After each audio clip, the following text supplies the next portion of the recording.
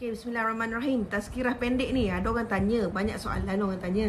Betul ke statement-statement yang mengatakan rezeki suami itu terletak pada happiness isteri? Maknanya kalau isteri tak happy, rezeki suami tersekat. Betul ke macam tu, Ustaz? Bismillahirrahmanirrahim. Alhamdulillahirabbilalamin. Allahumma salli ala Muhammad wa barik wa sallim. Wallahu subhanahu wa ta'ala a'lam bisawab. Sebenarnya dalam Islam, dalam agama yang kita anuti, apa-apa saja kenyataan, pernyataan yang kita berikan mesti first disepakati oleh kita semua. Mestilah adanya nas-nas yang jelas daripada Al-Quran dan nas-nas yang jelas daripada kalam Nabi SAW. Jadi sepanjang yang saya tahu, tidak pernah pula saya berjumpa dengan hadis yang mengatakan kalau seorang suami telah menyakiti hati isterinya, maka rezekinya menjadi sempit, mengecut dan dia menjadi hidup susah. Malah ada hadis-hadis yang lain yang mewajibkan seorang suami, isteri mentaati sepenuhnya kepada isteri, dan bayarannya dan ganjarannya dari sisi Allah Subhanahu wa taala adalah syurga Allah Subhanahu wa taala. Begitu juga ada satu hadis yang berbunyi ittaqullah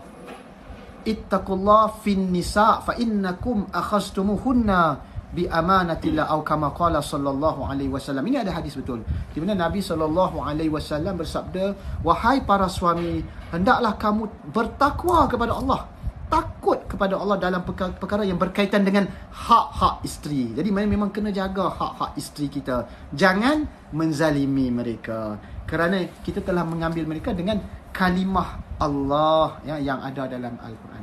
Jadi balik pada persoalan tadi, dengan sebab kita menyakiti hati isteri kita, sebab mungkin kita pernah berjanji untuk bawa pergi melancong ke United Kingdom, tapi tiba-tiba kita batalkan hasrat kita kerana tugas. Kita berjanji untuk misalnya tukar kereta sport misalnya lah di hujung tahun, tapi kita batalkan. Jadi dengan sebab itu hati isteri kita sangat kecil hati lah, kecewa. Jadi dengan sebab dia kecewa tu, tanpa kita sedari balasan dia, Allah mempersempitkan rezeki kita sebagai ketua rumah tangga. Saya rasa tidak ada dalil-dalil yang jelas. Malah kalau ada dalil-dalil yang jelas, mungkin boleh kita kemukakan. Walau bagaimanapun, yang jelasnya yang saya nampak, sebagai suami kita jangan menzalimi. Zalama yazlimu, jangan kita menzalimi pasangan-pasangan hidup kita, kerana itu ada membawa kepada kemurkaan Allah SWT. Jadi apabila Allah murka kepada kita, biasanya akan hilangnya keberkatan rezeki dalam kehidupan kita sebagai seorang Islam. Mungkin itu saya punya komen yang ikhlas, komen saya. So maknanya rezeki, bukan sebab saya Nora pernah baca juga macam mana ustaz-ustaz cakap rezeki itu datang daripada Allah. Malah ada ustazah Nafizah ke apa, Datuk kan, dia cakap rezeki itu datang dari Allah, bukan daripada manusia tu. Orang kata jadi asbab je lah, tapi rezeki itu datang daripada Allah lah. Yalah, memanglah hakikat rezeki itu datang bukan daripada manusia tu sendiri. Tak kira siapa pun. Sebab banyak statement-statement sekarang yang macam menguatkan macam jadi macam kalau ikut kefahaman simple Nora, maknanya suami kena taat pada isteri barulah.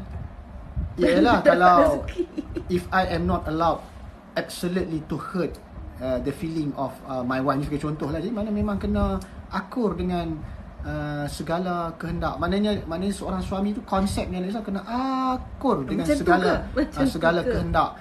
Isterinya nak begitu, isteri nak A, B, C, D semua ikut. Sebab apa? Sebab kalau tak ikut, mereka akan tersinggung, tersakit hati. Dan bila mereka tersakit hati, akan disempitkan rezeki oleh Allah. Ini amat menakutkan kalau boleh jadi macam tu.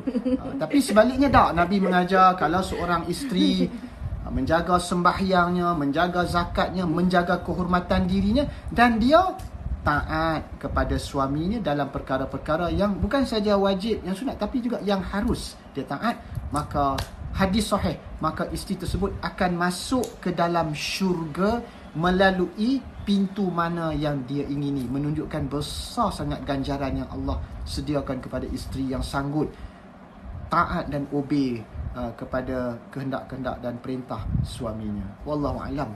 Itu pandangan saya lah. Harap jelas lah. Tapi sebab jadi perempuan ni Ya, perempuan tahu. ni tak pernah cukup. Love is never enough, Yes, kan. yes, faham, Tapi faham.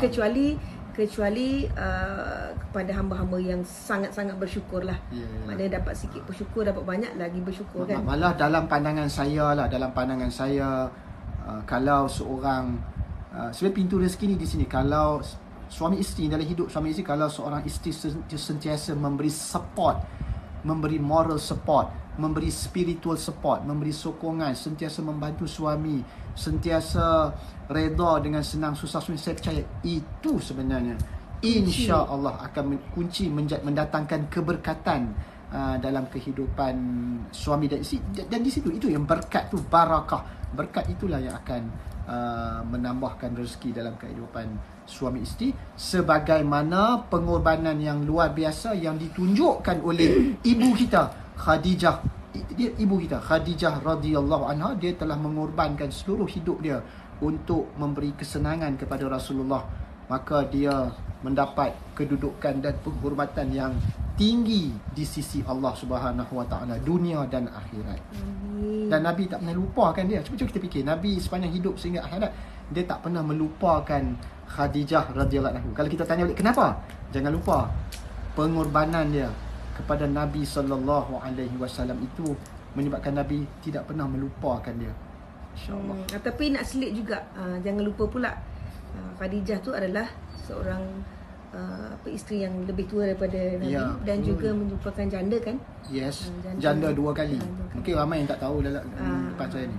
Jadi kadang-kadang kita terlepas pandang, kita memandang remeh, memperlekehkan, Ya. menjatuhkan maruah janda. So jangan, ya.